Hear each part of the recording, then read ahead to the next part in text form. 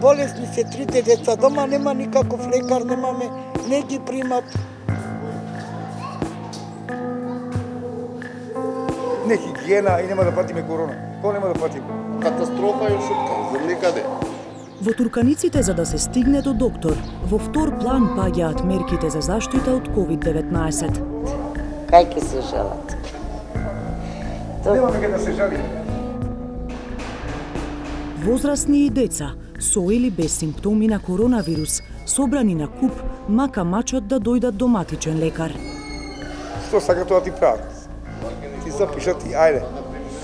А не те примат ни вдака. Не ги гледаш, еме ги. Ја отвора вратата, ти кажа што треба тоа. Видите што прават? Не ти кажат што треба. Јас сум работела у времења кога биле стварно се работело и се имало однос со луѓе и све. Сега веќе се изгубено. Макбер Ибраим 2 месеца е без редовната терапија, шетајки по доктори за да добие нов рецепт.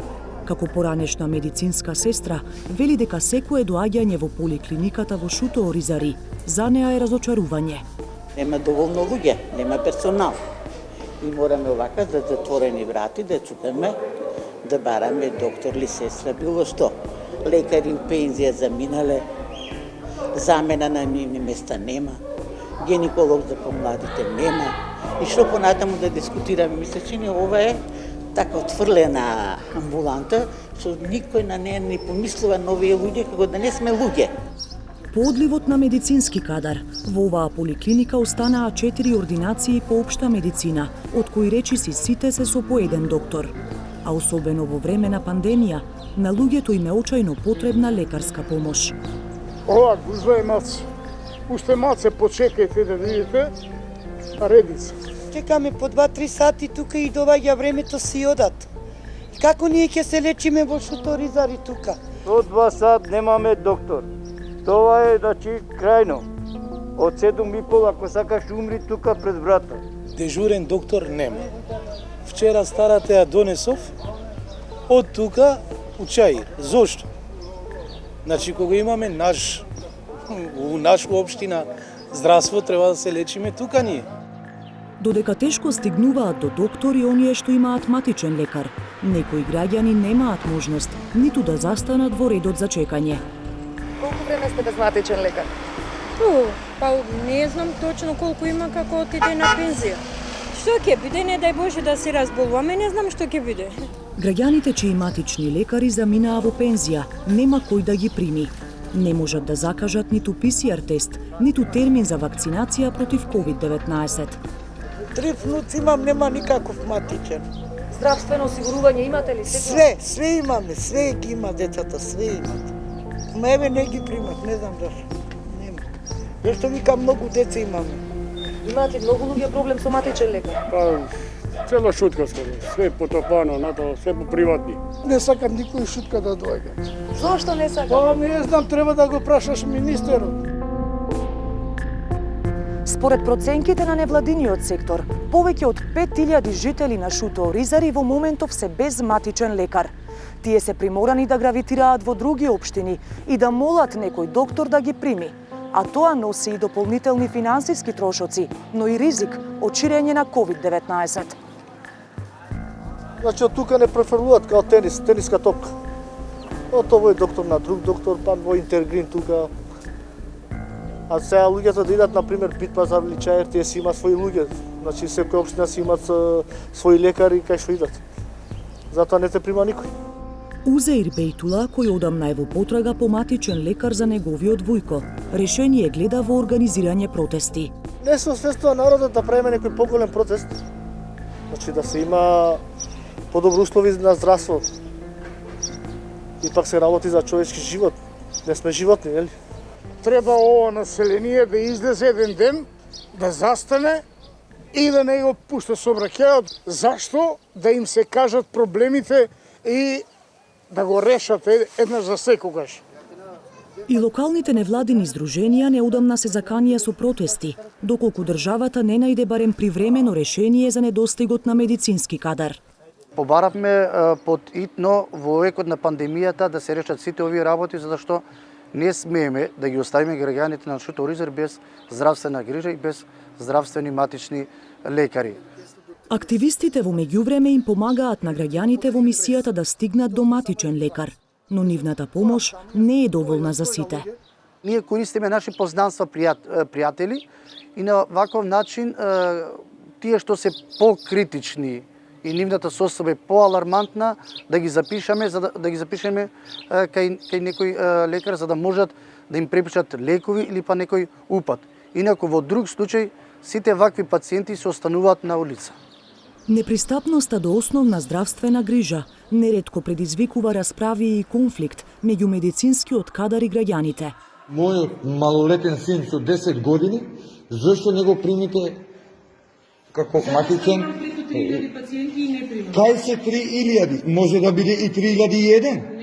Каде? А чекај полека, каде да идам? Ве горе има 4 доктори што се расправате со мене сите. Кај што?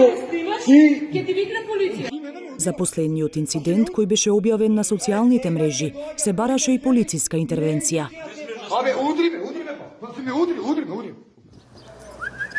А бројните конфликти и условите за работа едноставно ги одвраќаат лекарите од оваа поликлиника. Викај не урла и не слушам стално. Значи никој не се грижи. Доаѓа луѓе, доаѓаат со тешки заболувања. Ма никој не ги гледа, никој не се замара со нив. Според жителите во Шуто Оризари, има само една причина за овој проблем. Прво не гледаат како роми. Значи тоа ќе биде со години, со векови ќе биде. Само заради тоа. Но проблемот не е само во Шуто Оризари. Според последниот извештај на Фондот за здравство, евидентно е дека бројот на матични лекари во земјава се намалува. Ако во текот на 2017 година имало 1577 матични лекари, до крајот на 2019 година бројот бил 1445, што е намалување за 132 лекари. Најголем дел од матичните лекари работат во Скопје, додека најкритично е во источниот и Вардарскиот регион. Рачуните колкава популација таму касно ќе има откриено карциноми на простата, карциноми на матка, карциноми на дојка, касно откриени диабети кои што многу ќе коштаат државата. Не може сите у Скопје на клиника да работат. Тука е проблемот, немаме систем. Според председателката на Сдруженијето на приватни матични лекари, Лилија Чолакова-Дервишова, матичните лекари имаат преголеми одговорности, а никакви привилегии, што смета дека уште еднаш се покажа за време на ковид кризата. Според неа, меѓу главните проблеми на лекарите се ниските примања и административните пречки при запишување пациенти и вработување млад кадар. Фалат системски решенија, не може 63 денари е капитација. Не може министерот да кажува дека ни качил од 2018, значи негде во 2019 го добивме покачувањето и дека за 8 денари се качил бодот. За да добиете представа за што ви кажувам, значи во 2001 година ние го сменивме начинот на плаќање.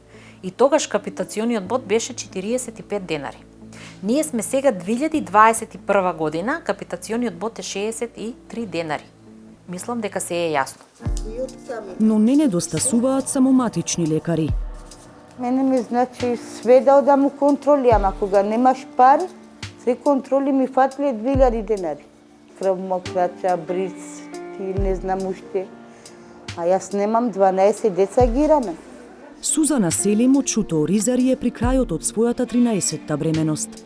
За гинеколошки прегледи мора да оди во други општини, каде е изложена на незаконска наплата за прегледи што законски исследуваат бесплатно, но и на дополнителен здравствен ризик.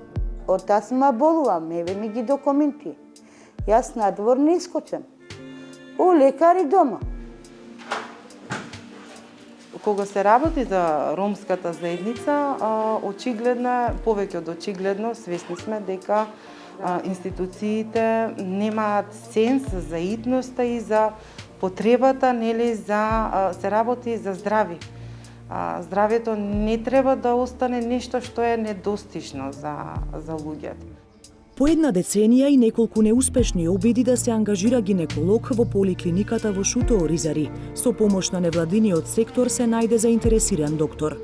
Но и поречиси половина година од тогаш, неговата ординација се уште е под клуч. Не можеме со сигурност да кажеме дека ќе остане гинекологот тука да работи, тоа ќе биде трајно решение. Особено што докторот е, ајде да кажам, 2 години пред пензија и не е трајно решение. Секако Министерство за здравство и надлежните институции треба да превземат во овој период додека трае и веднаш да размислуваат на системски решенија. Министерот за здравство Венко Филипче уверува дека е при крај опремувањето на ординацијата на гинекологот и дека тој наскоро ќе почне да работи. За 10 дена тука треба да почне со работа и нов матичен лекар, кој се пријавил по 6 неуспешни огласи. Паралелно вели дека се подготвуваат законски измени за реформирање на примарното здравство. Суштината на измената на законот е да болничките гинеколози и педијатри може да бидат и матични, односно да прикрепат пациенти. И со тоа ќе дадам конкретен пример, гинеколозите од Прилепе веќе ќе може да бидат матични по система на ротација, да ги покријат потребите на сите кои што живеат во градовите Крушево, Македонски Брод, Демир Хисар и така натаму. И понатаму вработените општи лекари во службите за општа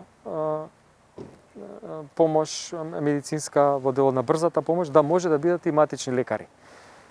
А сегашните матични лекари да може да дежурат во болничките установи. Но дел од овие решенија беа најавени уште во 2019 година. Зошто се уште не се имплементирани, министерот вината ја префрла на пандемијата и уверува дека реформите ќе заживеат откако ќе се надмине третиот бран од COVID-19. Со нив, меѓу другото, треба да се зголемат финансиите и флексибилноста во работата на матичните лекари и гинеколозите. Ги стимулираме да работат на повеќе нивоа во системот на здравствена заштита и примарно и секундарно, да не им биде скратена можноста за специализација, да може да имаат 2 извори на финансирање, еден преку болничкиот сектор, а друг преку системот на матични лекари. Дури и ветувањата да се исполнат и Шуто Оризари да добие матичен лекар и гинеколог, тоа нема да биде доволно за сите жители. Без реформи, факт е дека допрва ќе има се повеќе граѓани без здравствена заштита. Оние што имаат услови ќе се лекуваат приватно, а за другите, единствен лек ќе остане оптимизмот. До сега сме здрави, живи, понатаму ќе видиме, може нема да се разболиме.